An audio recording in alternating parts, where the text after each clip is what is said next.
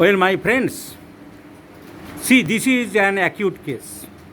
আমরা যারা এখন অ্যাকিউট কেস খুব একটা করি না, একসময় করতাম, দিনে প্রায় 150, 60, 70, 80টা অ্যাকিউট কেস দেখতাম। এখন ক্রনিক কেস বেশি দেখি, ফলে অ্যাকিউট কেস দেখার সম্ভাবনা আমাদের কম থাকে, পাইও না। আমাদের এখন একটা বয়সে একটা এক্সপিরিয়েন্স হয়ে গেছে, একটু বেশি ফিস নিয়ে কম রোগী দেখি। সুতরাং 3,000 টাকা দিয়ে থেকেও আর কাশি দেখাতে আসবে না, খুব বিপদে না পড়লে। এরা যেমন বিপদে পড়ে এসেছে, কারণ এই ভদ্রমহিলার কাশি 15 দিন ধরে হচ্ছে কাশি। তো 15-20 দিন ধরে কাশি হয়েছে, এদের ধন্যবাদ দিই, ওর হাজব্যান্ডকেও ধন্যবাদ দিই, কারণ এইসব রোগ নিয়ে অনেকে বসে থাকে, পরে আস্তে আস্তে খারাপের দিকে যায়, কী হচ্ছে না হচ্ছে গুরুত্ব দেয় না। বিশেষ করে গ্রামের মানুষরা মোটেই গুরুত্ব দেয় না, কিন্তু এরা গুরুত্ব দিয়েছে। এই কাশিটা 15-20 দিন হয়েছে, আমার ওয়াইফের কাশি কমছে না, আমি খোঁজখবর নিয়ে একটু অন্য ডাক্তারকে দেখাই, সেই মানসিকতা এসেছে, অত্যন্ত ধন্যবাদ জানাই, যেটা অনেক সাধারণ মানুষের মধ্যে নেই।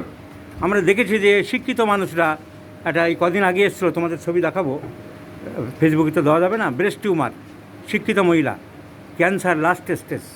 দুর্ভাগ্য, আমাদের একজন হোমিওপ্যাথিক ডাক্তারের সর্বনাশ করেছে, অভিজিতের বন্ধু, আমি অভিজিৎকে দেখাচ্ছিলাম।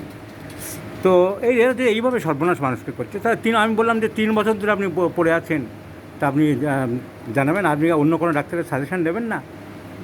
3খানা মুখ হয়ে এখন তার পাশ বেরোচ্ছে। তো যাই হোক, এই কাশির জন্য এরা এসেছে, এদেরকে আমি সেই জন্য ধন্যবাদ দিলাম, যে অল্প থাকতেই খারাপ কিছু না হয়, ডাক্তারবাবুর সাথে যোগাযোগ করি।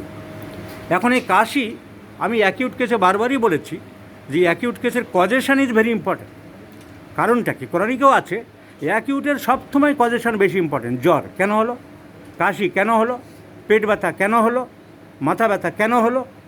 একটা লোক তো সুস্থ ছিল, ঘুরছিল, ফিরছিল, বেড়াচ্ছিল, হলো কেন, কেন হলো? What is the cause? Allopathy ডাক্তারদের কোনো কারণ দরকার নেই, তার কারণ ফিক্সড ওষুধ আছে। এই ওষুধটা খেলেই তো টেম্পারেচার নামবে, এই ওষুধটা খেলেই পেনটা কমবে, এই ওষুধটা খেলে ভার্টিন ট্যাবলেট দিয়ে মাথা ঘোরাটা কমবে। তো কারণ আমাদের খুব দরকার। তো আমি জিজ্ঞাসা করলাম সেইভাবে যে এই মাথা ব্যথার কারণ কী। রোগীরা কারণ অনেক সময় মনে করতে পারে না, কিছু কেতাবি কথা অনেক কেতাবি ডাক্তাররা চালাই, লিডিং কোশ্চেন করবেন না। তাহলে লিডিং কোশ্চেন না করলে আমাকে এক কথায় বলতে হবে, তোমার এই কাশির কারণ কী। রোগী তো মনে করতে পারবে না, রোগীর তো খেয়ে হারিয়ে ফেলবে, রোগীর তো জানার কথা নয়, রোগীর তো মনে রাখার কথা নয়। আমার কাশি হয়েছে, আমি ডাক্তারের কাছে এসেছি, কী কারণে হয়েছে অত তো খেয়াল নেই। না, ভালো করে মনে করে দেখুন, কোনো কারণ বলতে পারেন না, তেমন তো কিছু মনে পড়ছে না।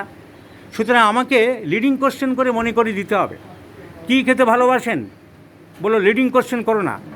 যারা লিডিং কোশ্চেন করে না, অলিডিং বাবু, তো অলিডিং বাবুরা জিজ্ঞাসা করে কী খেতে ভালো লাগে, না তেমন কিছু না, মিটে গেল।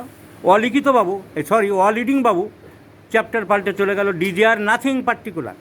এবার লিডিং কোশ্চেন যদি না করি, আচ্ছা কাঁচা নুন কি আলাদা খান? হ্যাঁ ডাক্তারবাবু, 1 চামচ করে নুন খাই আমার বউ।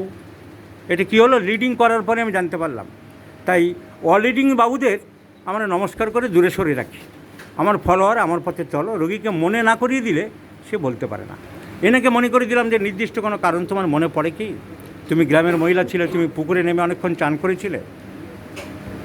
দক্ষিণ 24 পরগনার অনেকে মাছ টাছও ধরে, গ্রামের মেয়েরা অনেক কাজ করে, ধানও কাটে, মাছও ধরে, আমি জানি। তা সেই হিসেবে বললাম, পুকুরে নেমে টেমে কিছু করেছিল, মাছ টাছ ধরেছিল না, পুকুরেও নামে না। তাহলে কারণটা কি? কারণ কি? 15 দিন আগে তুমি কোনো ঠান্ডা মার্কেটে বাজার করতে গেছিলে, ঠান্ডা গাড়িতে চলেছিলে, এসির ঠান্ডা লেগেছিলো, বৃষ্টিতে ভিজেছিলে, এইসব জিজ্ঞাসা করতে করতে জানা গেল হ্যাঁ কাশি ছিল, অল্প কাশি ছিল, কিন্তু বিশেষ কাজে ভুবনেশ্বর যেতে হয়েছিল। কিসে গিয়েছিল? সেই বাসে, এসি বাস ছিল না এমনি বাস? এসি বাস ছিল। 4 থেকে 5 ঘন্টা, 5 ঘন্টা কি আরও বেশি, 8-10 ঘন্টা, 8-10 ঘন্টা এসি বাসে গেছে। আবার এই এসি বাসে অন্য লোকের খুব একটা ক্ষতি হতো না, যে সব সময় এসি থাকতো। কিন্তু গ্রামের মহিলা গরমের মধ্যে, রোদের মধ্যে সাধারণভাবে ছিল। হঠাৎ করে সাধারণ ওয়েদার থেকে she entered into the air condition bus. So sudden dramatic change of weather from hot to cold. কি cold? Dry cold, wet cold. AC cold is wet cold. তো হঠাৎ ঠান্ডার মধ্যে ওয়েট কোল্ডে প্রবেশ করলো, এবং অস্টিকাম, ব্রায়োনিয়া, হিপারসালফার, এসব ওষুধগুলো আমরা চিন্তা করব। কিন্তু এবার তার সাথে ডিফারেন্সিয়েট করতে গিয়ে আমরা কি জানবো, কাশি যখন হয় তখন তোমার ঠান্ডা জল খেলে একটু কমে না বাড়ে? ঠান্ডা জল তুমি খাও যখন একটু বেশি কাশি কমছে না? গরমে খাও, গরম জল ফুটিয়ে রাখা হয়েছে, সেটা জল খেলে একটু কমে। So relief by drinking water. কোল্ডটা অত থাকে না, ওই নর্মাল ওয়াটার মানেই ওয়াটার। সো এবার 3 নম্বর পয়েন্ট, তাহলে 1 নম্বর পয়েন্ট কী পেলাম? Causation, exposure to wet, cold weather. Number 2, relief by drinking water, Cupramet and Causticum. Number 3, the clinical observations of hundreds and hundreds of homeopaths. Causticum is an important medicine for cough, relief by drinking water. পরীক্ষায় প্রমাণিত আছে। তো 3টে সিমটমের উপর base করে I do like to prescribe Causticum in 50 millisiemens scale of potency. And in the acute case এখানে repetition বেশি দরকার, তাই 2-3বার করে আমি দেবো। আর 50 millisiemens scale is safer, it is mildest in reaction, so I can prescribe thrice in a day, morning, noon and evening, and let see the result.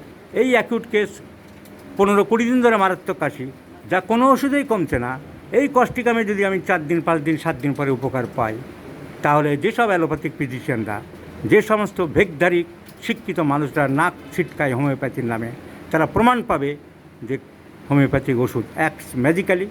আর যেসব হোমিওপ্যাথিক ছেলেরা প্র্যাকটিস করছো, তাদেরকে অ্যাকিউট কেস ওই বাঁধা ছক্কা ধরে ওষুধ না দিয়ে, পেটেন্ট না দিয়ে, সিমটোমেটিক কজেশনের উপরে জোর দিয়ে, মডালিটিসের উপর জোর দিলেই রোগ সারে, সেটা প্রমাণিত হবে। এখন প্রমাণটা অপেক্ষা করছে ফার্দার 15 দিনের জন্য। কি হচ্ছে দেখা যাক। তাহলে 15 দিন পরে আমি জানাবো। 15 দিনের মধ্যে কাশি ছেড়ে গেলে দক্ষিণে থাকো, তুমি ইলিশ মাছ খাওয়াবে? কখন? সময় হলে ইলিশ মাছ খাওয়াবে, তখন আমরা অপেক্ষা করি। তো let's see the result my friends.